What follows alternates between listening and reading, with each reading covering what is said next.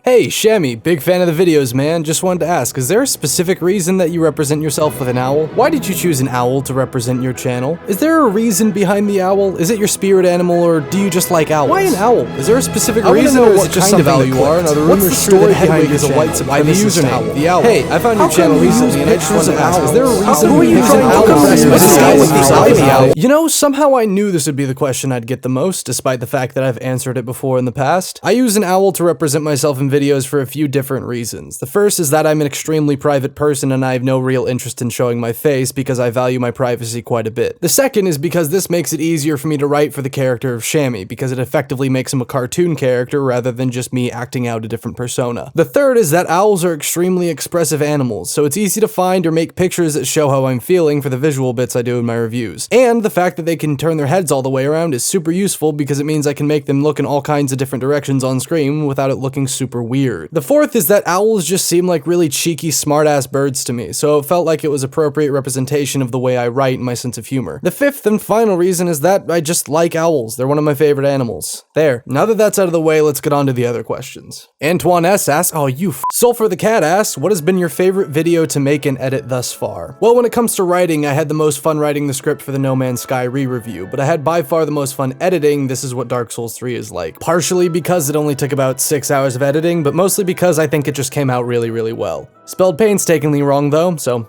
that fucking sucks. El Tio Del Goro asked, favorite RWBY ship? Fucking hell. Okay, I just need to go ahead and get this one out of the way now because I got a lot of questions about this one too. I don't think I would consider myself a fan of RWBY. I enjoyed the second half of Volume 3, but I think that the show as a whole is inconsistent and very, very poorly written. And given that I care about the actual canon of the show about as much as I care about the political climate in Eritrea, I don't really care about any of the fanships. I just already had that picture on my computer from when I did the review for Grimm Eclipse. And on the note of RWBY being poorly written, Fatman Falling asked, did you hit 10K faster or slower than you expected to when you first started making videos? Well, the first video I ever made on YouTube was an iMovie slideshow for a Halo map back in 2008, but if you're referring to when I went through the name change and started taking this channel more seriously, then I'd say about the speed I was hoping for. My goal for 2016 was to break 10K subs, and I'm pretty fucking stoked that I was able to pull it off. Lee Johnson asked, are you going to make the actual reviews a regular thing? I subbed purely for them, to be honest. I'm not entirely sure. I haven't given a lot of thought into making the reviews a series. I just kind of thought I'd do the one and have it be over with. But now that you've mentioned it, I think that might be a good call. I'll have to think on it. The Rear View asked, how similar is your Shammy personality to your real one? They've actually gotten more similar as time has gone on. I originally wanted the character of Shammy to be a lot more cynical and arrogant, but I quickly found that I find that really draining to write and perform, so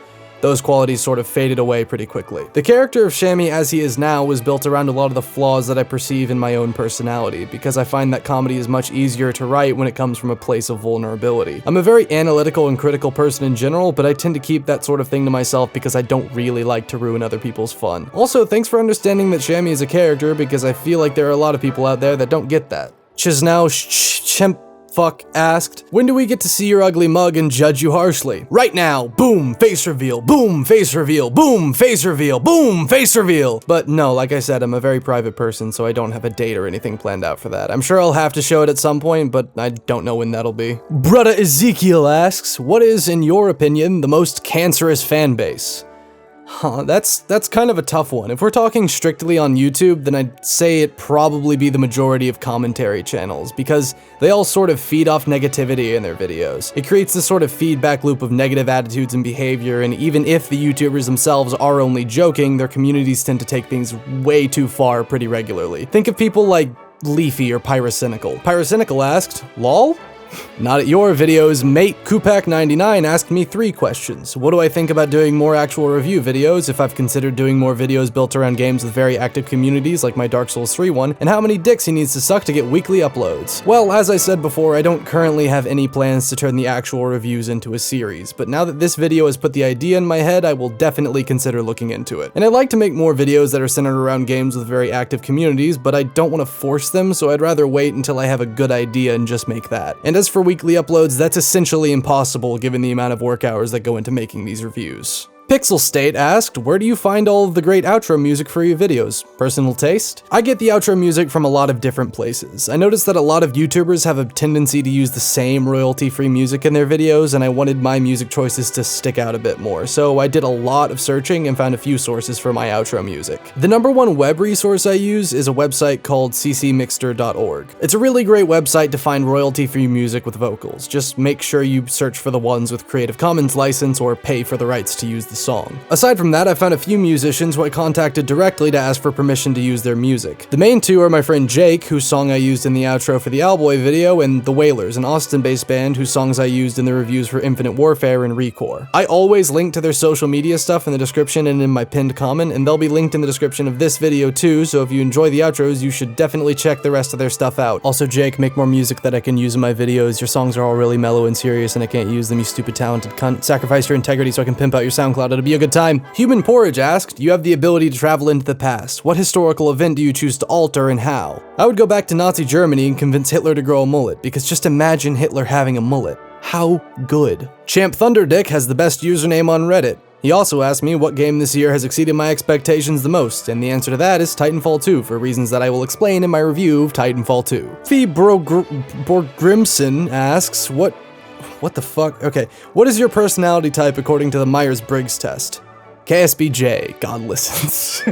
Carolina Kilmont asks, what is your favorite type of coffee? Did you ever try Red Bull? Well, the best cup of coffee I've ever tasted was Kopi Luwak, that poop coffee stuff. But on the day-to-day, I like Rudamaya dark roast coffee because it doesn't cost twice as much as where I live and I can buy it at Costco. As for the Red Bull thing, no, I don't have a water sports fetish. Alduin94 asks, what's your favorite anime? Avatar, The Last Airbender. Sigmeyer is better than Solaire wants to know, what are some of your favorite movies? My two favorite movies of all time would probably have to be Primer and Upstream Color, both of which were directed by Shane Carruth. I really like directors who give the audience a lot of credit, and Carruth gives the audience so much credit that you could probably make a compelling argument that it's actually closer to contempt than anything else. But I love the way he writes and directs his films, so I'd still consider it a positive. Not to mention that, for a movie made for $50,000, Upstream Color is one of the most visually impressive movies I've ever seen, and the performances aren't anything to step on either. Now, there's a really good chance that you won't like these movies, and I'm not going to be that cunt that says it's just because you didn't get them, but if you like the sound of a movie that will challenge you to figure out what the fuck is going on, then I would highly recommend both of them.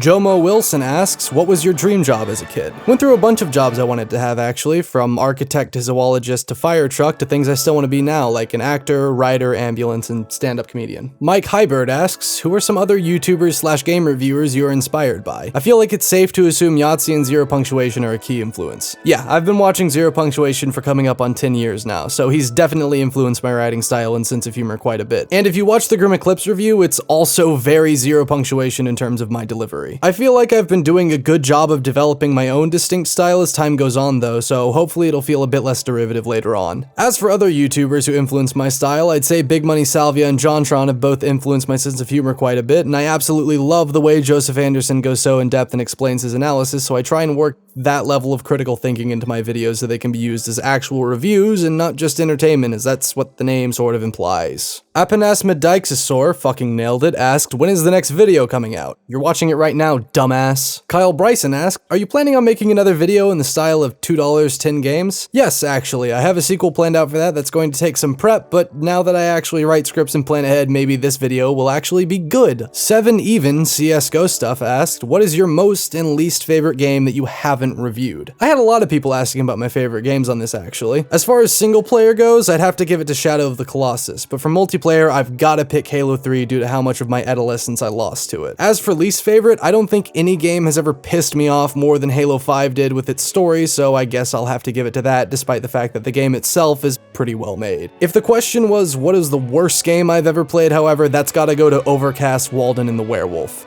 Also, is that supposed to say 7?